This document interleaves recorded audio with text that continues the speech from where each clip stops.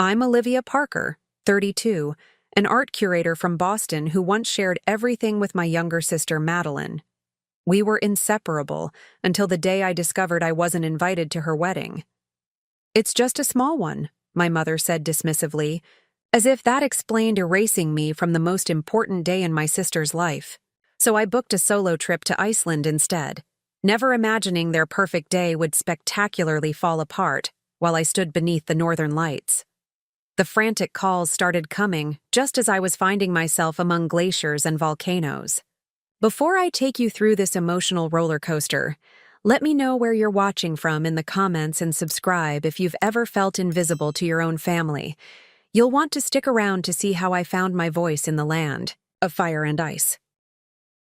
Despite our 5-year age gap, Madeline and I grew up as best friends in our suburban Massachusetts home, with matching bedrooms and secret languages only we understood. As the older sister, I naturally took on the protector role, shielding her from our family dynamics that weren't always picture-perfect. Our father buried himself in his accounting work, rarely home before 9, while our mother channeled her perfectionism into crafting flawless family appearances and redirecting most of her attention toward Madeline. Maybe it was because Madeline was the baby, with her golden curls and infectious laugh. But she quickly became the family star. I didn't mind much growing up. I adored my little sister and felt proud watching her shine at dance recitals and school plays while I cheered from the audience with my disposable camera. Our bond only seemed to strengthen through high school, even as I prepared for college. I helped Madeline with everything from math homework to boy troubles, and she looked at me like I held all the answers. When it came time for me to leave for NYU, 12-year-old Madeline cried for days, making me promise to call every night and visit monthly. I kept those promises, spending most of my weekends and holidays with her rather than making college, friends, or joining study groups. After graduation, I moved back to Boston, partly to be closer to family, especially Madeline, who was entering her senior year of high school. The sacrifices continued naturally, almost without my noticing. I helped her perfect her college applications, editing essays late into the night, despite my own exhaustion from starting my museum career. When she got into Columbia with a partial scholarship, I secretly contributed to her tuition from my entry-level salary because our parents claimed they couldn't afford the remainder. Throughout her college years, I was her emotional support system, answering panic-filled calls during finals week and rushing to New York when her first serious boyfriend broke her heart. My apartment became her weekend sanctuary whenever city life overwhelmed her. When Madeline met Ryan during her final semester, I listened to hours of details about their dates and helped her analyze his text messages. Ryan came from the kind of wealth our family had always orbited around but never quite accessed. His father owning a successful investment firm with political connections our parents could only dream about. I was genuinely excited when they got engaged just 8 months after graduation, seeing how happy he made her despite my private concerns about their whirlwind romance. The wedding planning began immediately, with my apartment transforming into unofficial headquarters during those first few weeks. We spent evenings surrounded by bridal magazines, sample invitations, and champagne, dreaming up her perfect day together. "You'll be my maid of honor, obviously. I couldn't do this without you," Madeline declared one night, her diamond engagement ring catching the light as she squeezed my hand. I felt that familiar warmth of being needed, of our unbreakable sister bond. But subtle shifts began occurring. As Madeline spent more time with Ryan's friends, sophisticated women from prep school backgrounds who summered in the Hamptons and wintered in Aspen, she began canceling our weekly dinners. Her texts became less frequent, and when we did meet, she seemed distracted, constantly checking her phone. I noticed her adopting new phrases, changing her wardrobe, even adjusting her laugh to something more restrained. I told myself this was normal, just my sister growing into her new life. But deep down, watching her transform into someone I barely recognized felt like losing a piece of myself. The first real sting came 3 months into wedding planning when Madeline asked to meet for coffee to discuss something important. I arrived early, ordering her favorite caramel latte, imagining she needed help with venue selections or wanted my opinion on wedding colors. Instead, she nervously informed me that Ryan's sister Veronica would be her maid of honor. His family is contributing more financially to the wedding, she explained, avoiding my eyes. It's really more of a political decision than anything else. The words hit like a physical blow, but I managed to smile through the pain. Of course, I understand. I'd love to be a bridesmaid instead, I offered, though the demotion from her promised role hurt more than I wanted to admit. Madeline seemed relieved by my easy acceptance, quickly changing the subject to her upcoming dress appointment, promising to send photos. Those photos never came. In fact, details about the wedding became increasingly scarce. I learned about the selected venue from our mother rather than Madeline. When I texted congratulations, her response was a quick, "Thanks," with no elaboration. One Saturday morning, I called to confirm our standing brunch date, only to have Madeline answer amid chattering female voices.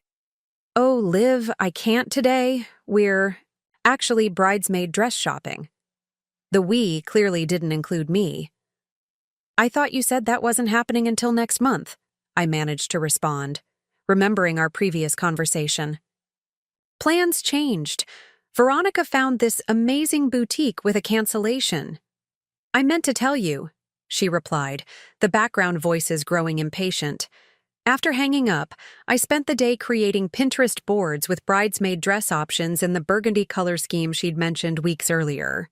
I researched venues similar to the one she'd chosen, compiling a list of recommended photographers who specialized in that particular lighting and setting.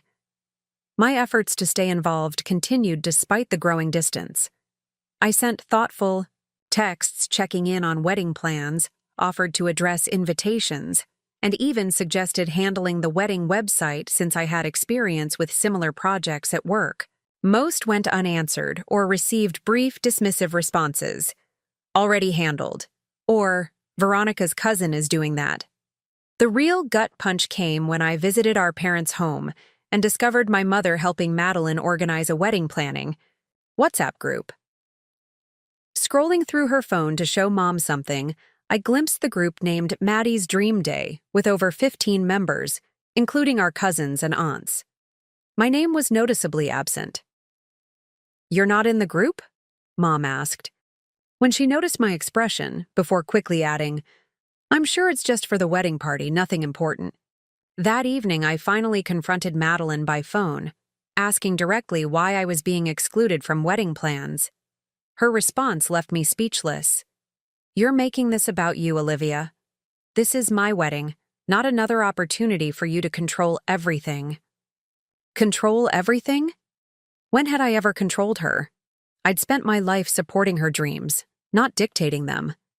But my protests only led to accusations of jealousy and self-centeredness, ending with Madeline hanging up. The following weeks brought more painful realizations. My mother began making casual comments about my appearance whenever wedding discussions arose. "You might want to start that diet now if you want to look good in the photos," or "Have you considered highlights? Your natural color might clash with the bridesmaids' dresses." Each comment reinforced that I wasn't meeting some unspoken standard for my sister's picture-perfect day. Despite the growing anxiety knot in my stomach whenever the wedding was mentioned, I continued trying. I sent Madeline articles about meaningful sister wedding traditions, offered to host a bridal shower, and even suggested helping with honeymoon planning since I'd recently coordinated a museum tour through the Italian regions they planned to visit. Each attempt was met with increasing coldness, as if my very effort to stay connected had become an annoyance. By the time spring arrived, 6 months before the October wedding, I felt like I was desperately trying to hold on to a relationship that had already slipped away. The complete exclusion happened on a rainy Tuesday evening, during what should have been a routine family dinner at my parents' house. Madeline arrived late with wedding invitation samples, spreading them across the dining table after our mother cleared the plates. The ornate ivory and gold cards featured intricate calligraphy and custom illustrations of the Boston Public Garden where Ryan had proposed. As everyone admired the designs, I reached for one to examine the details more closely. That's when my mother gently pulled the sample from my hand, saying, "These are just for reference, dear. We need to finalize the guest count first." Something in her tone made my stomach drop. "When do you need my guest information?" I asked, assuming I'd be permitted a +1 even though I wasn't currently dating anyone. The uncomfortable silence that followed filled the room like a toxic gas. My father suddenly became fascinated with his coffee cup, refusing to make eye contact. Madeline exchanged a quick glance with our mother before clearing her throat. "Actually, Liv, we're keeping the wedding really small," she said, her voice artificially bright. "Just immediate family and close friends." I stared at her, confused. "But I am immediate family. I'm your sister." My mother jumped in, her practiced social smile firmly in place. "What Madeline means is that with venue restrictions and budget constraints, we've had to make some difficult decisions about the guest list." Budget constraints? With Ryan's family wealth and my parents emptying their savings to contribute? "So I'm not invited to my only sister's wedding?" I asked plainly, needing to hear the words directly. Madeline fidgeted with her engagement ring. "It's complicated, Olivia. The venue has strict capacity limits, and Ryan's family has business connections that need to be accommodated." The conversation deteriorated from there, with circular explanations that never quite addressed the central question: how could they exclude me?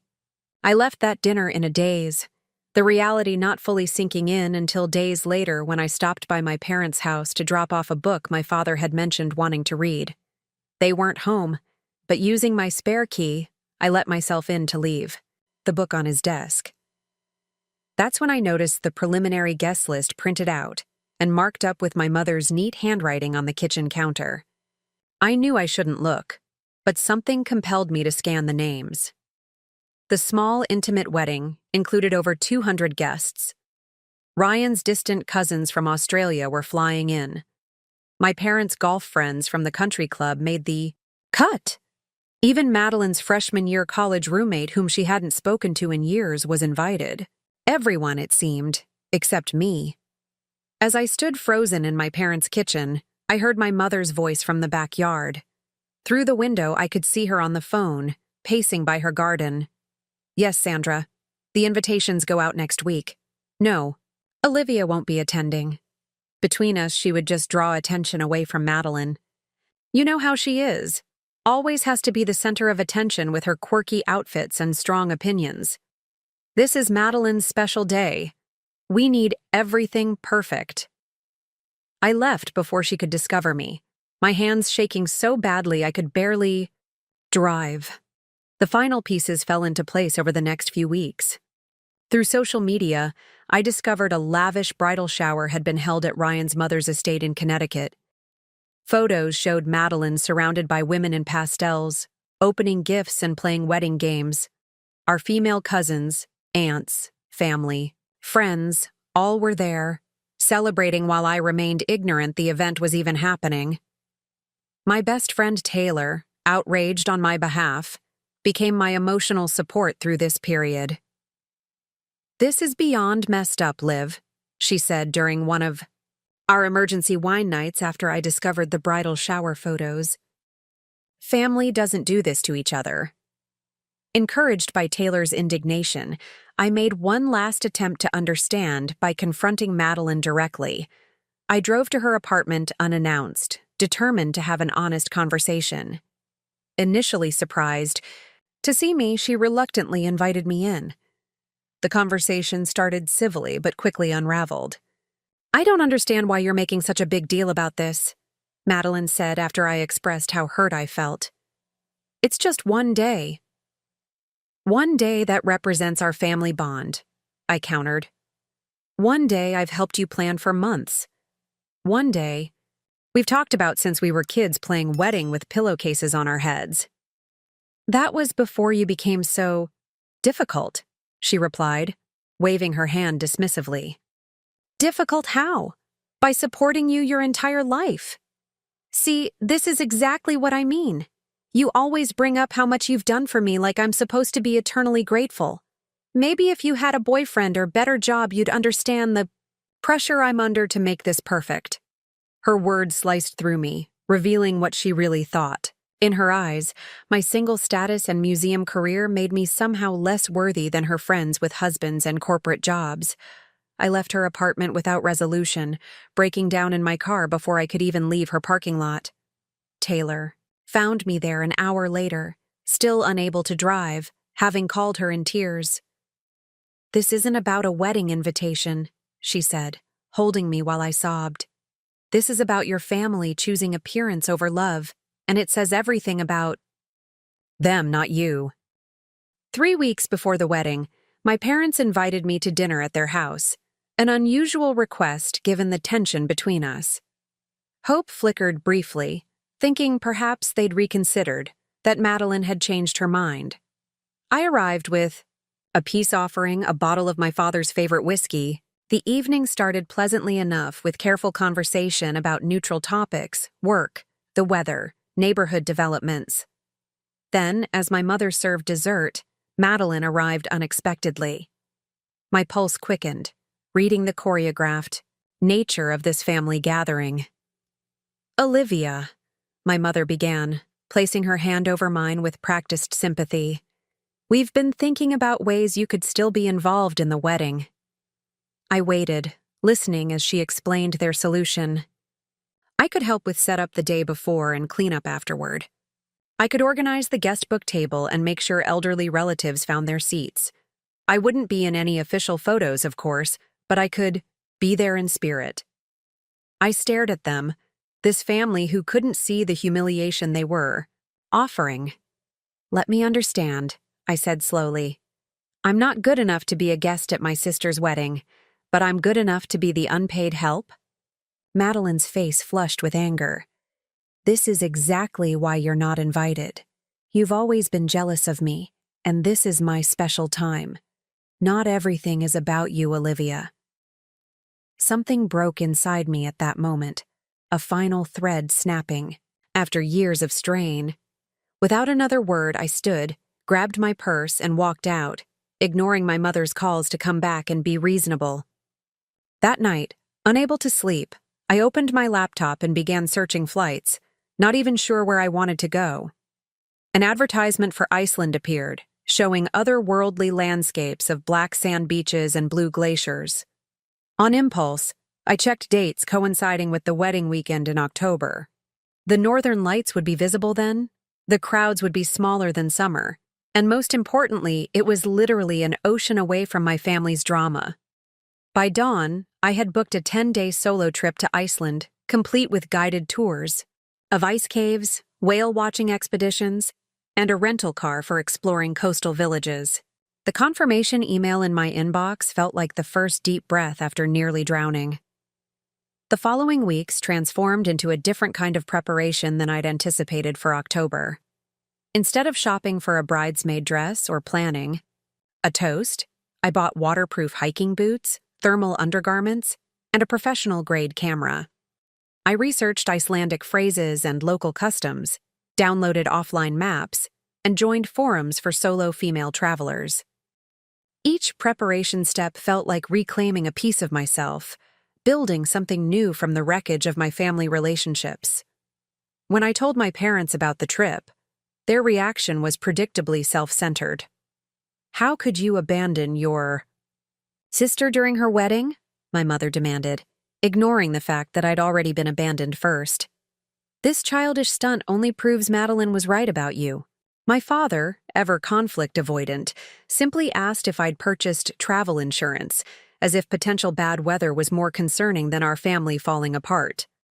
Madeline's response came via text. "I heard about your dramatic vacation. I'd expect you to be mature enough to put your jealousy aside for my wedding, but I guess that was asking too much." I didn't respond, focusing instead on preparing for my adventure. Each day brought new details to arrange, new skills to learn. I practiced photography techniques for capturing the northern lights. I studied Icelandic geology to better appreciate the volcanic landscapes I'd soon witness. My apartment transformed from wedding central to expedition headquarters, travel guides replacing bridal magazines. 5 days before my departure, my mother called in a panic. Apparently, the wedding coordinator was having disagreements with the venue manager. 2 bridesmaids were fighting over their dresses, and the florals might not match the exact shade of burgundy Madeline had specified. "We really need your organizational skills right now," she pleaded, as if I hadn't been excluded from every previous planning session. "Can't you cancel your trip? Madeline is overwhelmed with wedding emergencies." The irony wasn't lost on me. After months of making me feel superfluous, they suddenly considered me essential, but only for crisis management. "I'm sorry, but my flights are non-refundable," I replied calmly. "I'm sure Veronica and the wedding party can handle it." The night before my flight, as I finished packing, my phone buzzed constantly with texts from family members. My aunt asking if I was really missing Madeline's special day. My cousin suggesting I stop being dramatic and think about someone else for once. And finally, Madeline herself. "Mom's freaking out and the wedding planner quit. If you cared at all about me, you'd step up. But I guess Iceland is more important than family." I turned my phone off, zipped my suitcase closed, and went to bed. The next morning, boarding my flight to Reykjavik, I felt the weight lifting from my shoulders for the first time in months. As the plane took off, I imagined the chaos unfolding back home, but for once, I wasn't responsible for fixing it. Iceland greeted me with a surreal landscape that seemed designed to heal wounded souls. Stepping off the plane in Reykjavik, the crisp October air filled my lungs, carrying the faint scent of sulfur from nearby hot springs, and an underlying freshness I'd never experienced before. My small downtown hotel room overlooked colorful rooftops and distant mountains, worlds away from the Boston suburbs and wedding venues I'd escaped. After settling in, I ventured out to explore the city, immediately drawn to the distinctive architecture of Hallgrímskirkja Church and the friendly bustle of locals going about their day, utterly uninterested in American family drama. That first evening, I joined a small Northern Lights tour, where our guide Klaus explained the science behind the aurora while we waited in darkness outside the city limits. When the green and purple lights finally appeared, dancing across the sky like cosmic ballet dancers, tears streamed down my face. The beauty transcended my expectations, making human conflicts seem petty by comparison. The Swedish photographer next to me, Astrid, noticed my emotion and quietly offered me tissues. "First time seeing them?" she asked without judgment. I nodded, unable to speak. "Nature has a way of putting things in perspective," she continued. "Whatever troubles followed you here will look different when you return home." Her words felt prophetic, though I couldn't imagine how my family situation could ever transform. After returning to my hotel that night, I turned on my phone briefly to check emails, only to be bombarded with notifications. The first crisis had struck: massive flooding at the wedding venue due to unexpected autumn storms. The event space was underwater, and all weddings scheduled for the next month were being canceled, while my family scrambled to find an alternative location. I turned my phone back off and drifted to sleep beneath my thick Icelandic duvet. The next morning, I embarked on a tour of the Golden Circle, marveling at the powerful Gullfoss waterfall where rainbows formed in the mist, watching the Strákar geyser erupt every few minutes with surprisingly predictable punctuality, and walking between tectonic plates at Thingvellir National Park. Our small tour group included retired Canadian Professor Thomas, who shared fascinating geological insights, and a honeymooning couple who ironically wanted to hear all about my solo adventure, rather than discuss their recent wedding. At Thingvellir, Thomas explained how the land was literally being pulled apart by centimeters each year as the North American and Eurasian plates drifted away from each other. "Sometimes," he said philosophically, "separation creates something beautiful and new." I couldn't help but wonder if the growing distance between my sister and me might eventually create something worthwhile, too. After checking my phone that evening, I discovered the wedding had secured a new venue, a historic library downtown at 3 times the original cost. However, this victory was quickly overshadowed by news that all the bridesmaid dresses had arrived, in the wrong sizes and an unexpected shade of purple rather than burgundy, with no time for replacements. The next day took me to the black sand beaches of Reynisfjara, where massive basalt columns created natural cathedral-like structures, and powerful waves crashed against mysterious sea stacks. According to local legend, the rocks were once trolls, caught by the sunrise while trying to drag a ship to shore. I found Astrid there, professional camera in hand, capturing the otherworldly landscape. Recognizing me from the Northern Lights tour, she offered to teach me proper camera techniques.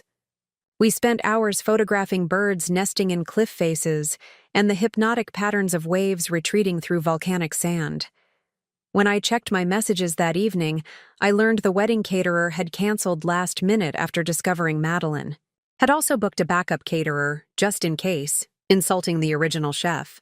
The replacement caterer was now demanding double their fee due to the last-minute nature of the event. Day 4 brought me to the Jökulsárlón Glacier Lagoon, where massive blue icebergs calved from a retreating glacier floated serenely toward the ocean.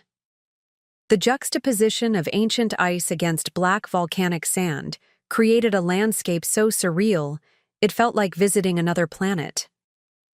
I joined a guided ice cave tour beneath Vatnajökull Glacier, where our group donned crampons and helmets to explore chambers of compressed blue ice formed over thousands of years. Inside the glacier, our guide explained how these caves were ephemeral, constantly changing and eventually disappearing as the ice melted each year, only to form new caves the following winter. "Nothing lasts forever," he said, his voice echoing, in the crystalline chamber. Not even something as solid as ice. That night, my phone revealed that the wedding coordinator had quit after a heated argument with my mother about table arrangements, leaving no one to oversee vendors or timeline. Simultaneously, social media was buzzing with a viral video of Madeline having a meltdown at her rehearsal dinner, throwing a centerpiece at a waiter who had served the wrong appetizer. The wedding was still 48 hours away, and disaster seemed to be snowballing. On my 5th day, I drove my rental car along the stunning southern coast, stopping at hidden hot springs where I soaked in naturally heated water while snowflakes gently fell around me. Later, I met an Icelandic family who invited me to their farm for coffee and homemade skyr, treating me with the warm hospitality I'd been craving from my own family. The grandfather, hearing fragments of my story, shared an Icelandic proverb: "It is when the ice breaks that it makes the most noise." The wisdom resonated deeply, suggesting that sometimes relationships must fracture completely before genuine rebuilding can occur. My voicemail that evening contained my mother's first genuinely apologetic message. "Olivia, everything is falling apart. We should have valued your organizational skills instead of, well, please call if you can." The realization struck me then. All these months, my worth to them had been measured only by what I could provide, what services I could render. My absence was only problematic now that they needed my help. That night, standing alone on a rocky outcropping, watching the northern lights ripple across the vast sky, I finally felt the full weight of my family's conditional love, but also the lightness that came with releasing my need for their approval. The day before the wedding, I was preparing for a glacier hiking expedition when my phone rang with my father's number. Normally, he texted rather than called, so the unusual contact method caught my attention. Stepping away from the tour group, into a quiet corner of the hotel lobby, I answered. "Olivia," he said, his voice ragged with exhaustion. "I know you're upset with us, and you have every right to be, but things have completely fallen apart here." The desperation in his tone was unprecedented from my typically stoic father. He detailed the cascading disasters. The replacement venue's electrical system had failed during the final walkthrough. Madeline had fired 2 makeup artists in succession. The photographer was threatening to walk after being screamed at, and Ryan's parents were now suggesting postponing the entire event. Most surprisingly, he admitted something I'd never heard from him before. "We took you for granted," he said quietly. "You've always been the one who holds everything together, who solves the problems without complaint. Without you here, we're realizing how much we've depended on you without ever acknowledging it." His words should have felt validating, but instead, they landed with a hollow ring. Years of being the family fixer, only appreciated in crisis, had created a pattern I was finally breaking by standing atop a glacier thousands of miles away. While we were still on the call, Madeline grabbed the phone from him. "Liv," she sobbed, her voice barely recognizable. "I've been horrible to you. I got caught up in everything, trying to impress Ryan's family and friends. I wanted this perfect wedding so badly that I lost sight of what matters. Please help me save my wedding. I'll do anything." The plea triggered my habitual response pattern. Drop everything. Rush to fix the situation. Put my needs last. I felt the familiar tug of obligation, the guilt rising like a tide. But something had changed in me during my Icelandic solitude. I remembered Astrid's words about perspective, Thomas's geological insights about separation creating something new, and the Icelandic grandfather's proverb about breaking ice. "I can't come home," I said finally, surprising even myself with the firmness in my voice. "I'm in the middle of nowhere Iceland, and my tour leaves in 20 minutes. But more importantly, I need this time for myself." Both Madeline and my father began talking simultaneously, their panic escalating, until I interrupted them. I didn't say I wouldn't help. I said I'm not coming home.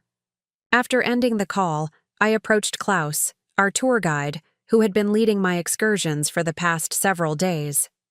Over breakfast, I'd mentioned bits of my family situation, and he'd shared his own experience with family obligations in Icelandic culture.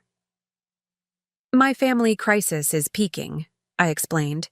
"Can I speak with you for a few minutes before we leave?" His weathered face creased with kindness as he nodded, leading me to a quiet table in the hotel restaurant. I explained the situation briefly, feeling the pull between my newfound boundaries and genuine concern for my sister. "In Iceland," Klaus said thoughtfully, "we have a saying, 'Ekki gera ödrum þad sem þú vilt ekki ad aðrir geri þér.' Do not do to others what you do not want others to do to you. Your family excluded you when they did not need you. Now they want to include you only because they need something from you." He paused, stirring his coffee. "But the question is not what they deserve from you, but what kind of person you want to be, regardless of their actions." His words resonated deeply. Despite everything, I didn't want my sister's wedding to collapse entirely. But I also refused to abandon my journey and healing process. The answer came to me with surprising clarity. I could offer remote assistance without sacrificing my needs.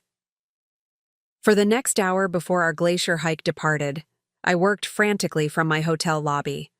First, I created a comprehensive emergency vendor contact list from memories of Madeline's original planning documents, sending it to my father via email.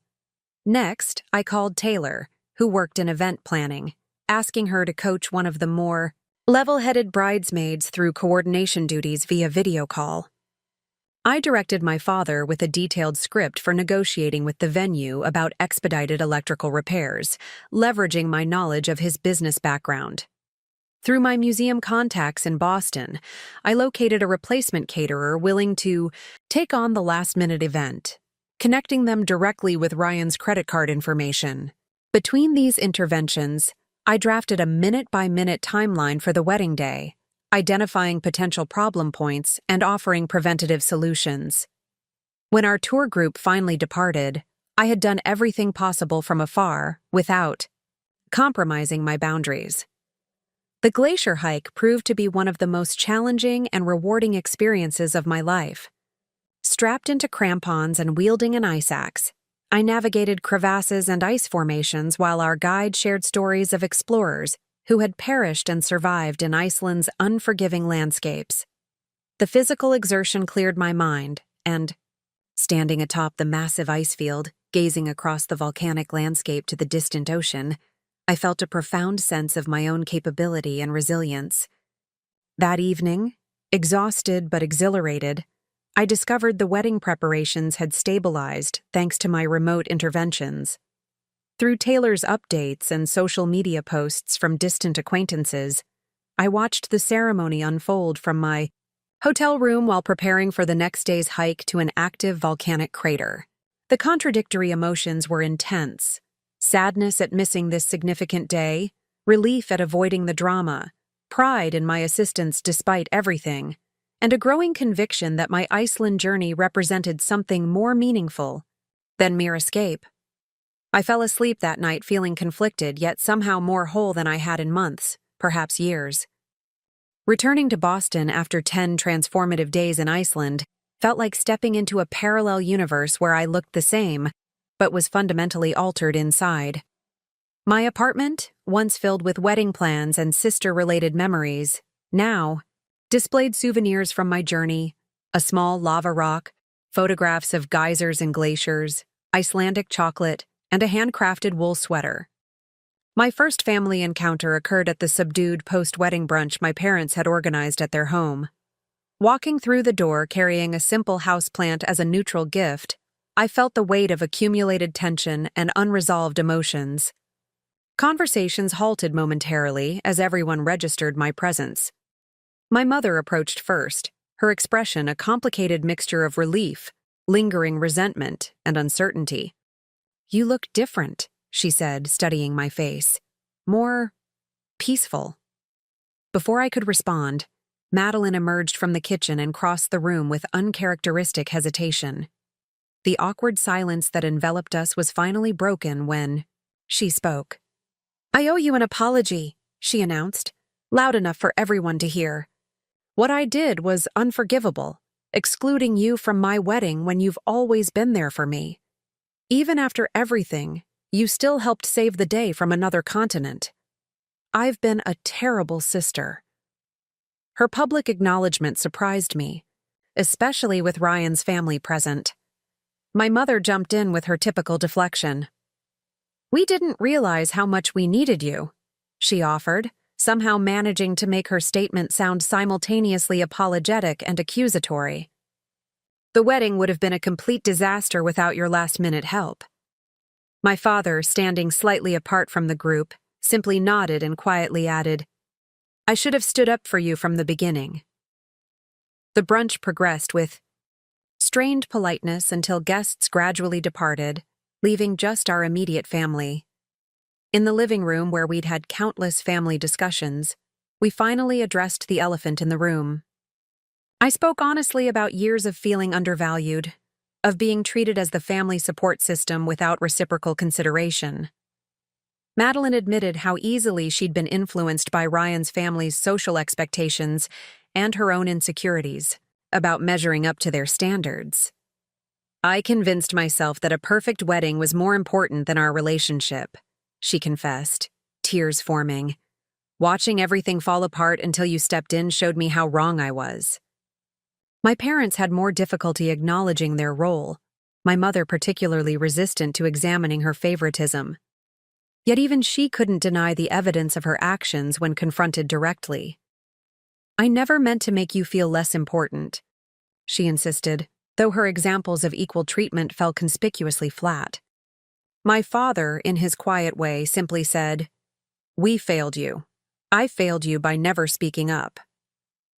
As tensions eased, I shared my Iceland photos, each image telling the story of my personal journey alongside the physical one. The blue ice caves represented the beauty I'd discovered in solitude. The black sand beaches showed the stark contrast between expectations and reality. The northern lights captured moments of transcendent clarity amid darkness. Without directly stating it, the photos communicated what words couldn't: how I'd found strength and purpose independent of family validation. Madeline's interest in My adventure seemed genuine as she asked thoughtful questions about Icelandic culture and landscapes. She confessed that despite getting her perfect wedding after the last-minute saves, the experience felt hollow without me there. I kept looking for you all day, she admitted. Every time something went right, I wanted to share it with you. Every time something went wrong, I expected you to appear and fix it. It wasn't until you were gone that I realized our relationship was more important than any wedding. Setting new boundaries proved challenging but necessary. I explained that moving forward, I needed our relationship to be based on mutual respect rather than one-sided support. I wouldn't be available for emotional rescues without reciprocity, nor would I continue accepting last-minute demands disguised as emergencies. Surprisingly, these boundaries were met with less resistance than I'd anticipated, perhaps because my absence had tangibly demonstrated what they stood to lose. The Iceland experience catalyzed other life changes too. I accepted a curatorial position at a smaller, more innovative museum that valued my creative vision, leaving the prestigious but stifling institution where I'd spent years trying to prove my worth. I moved from my cramped apartment to a light-filled space overlooking the harbor, decorating with Icelandic-inspired simplicity. I established standards for relationships, romantic and otherwise, refusing to accept connections that didn't nurture mutual growth. My reconnection with Madeline progressed slowly on these new, more equal terms. Our first one-on-one coffee after my return was awkward, but honest. We gradually rebuilt trust through consistent small actions rather than grand promises or dramatic apologies. She made efforts to show interest in my life and career, while I allowed myself to engage with her without automatically assuming a caretaker role. My mother's progress came more slowly, her ingrained patterns requiring conscious effort to change. She still occasionally slipped into old habits of comparison or dismissal, but now I calmly pointed these out, rather than silently accepting them. The healing process continued through therapy and self-care practices I'd discovered in Iceland. The crisis had forced me to confront painful truths about family dynamics I'd normalized for decades. The most profound lesson wasn't about weddings, travel, or even family obligations, but about self-worth existing independently from others' validation. In the vast Icelandic wilderness, surrounded by geological wonders that had existed for millennia, I discovered that my value wasn't determined by my usefulness to others. As I built my new life on this foundation, I often reflected on the irony that by escaping to Iceland and letting my sister's wedding fall apart, I'd actually helped everyone, including myself, piece together something more authentic than the perfect day they'd originally envisioned. Have you ever had to make a difficult choice between family expectations and personal boundaries? I'd love to hear your stories in the comments below. If this journey of self-discovery resonated with you, please like and subscribe for more real-life experiences. And if you know someone struggling with family relationships or considering a solo adventure, share this video with them. Sometimes the bravest thing we can do is step away, even when everyone tells us to show up. Thank you for listening to my story. And remember that your worth isn't measured by how much you sacrifice for others, but by how truthfully you live your own life.